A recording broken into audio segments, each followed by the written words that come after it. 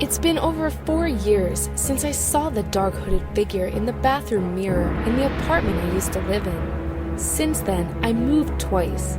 I'm now currently in the process of moving again, and I saw something that has now, a second time, put chills down my spine and made my heart rate go up.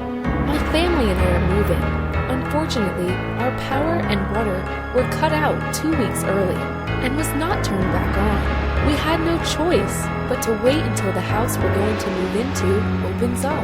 While my parents stayed at my sister's to help watch my nieces, I stayed at a friend of the family's.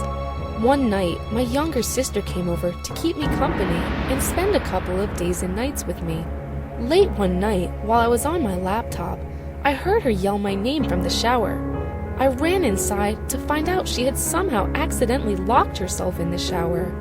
I had to lift the door in order to get it to open, and I did a quick glance at the mirror on the bathroom door next to me and did a double take, and both times saw the dark hooded figure, which I believe is the one I've seen before.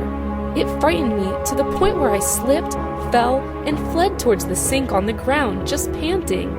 My anxiety has been picking up for some reason, and this doesn't help at all.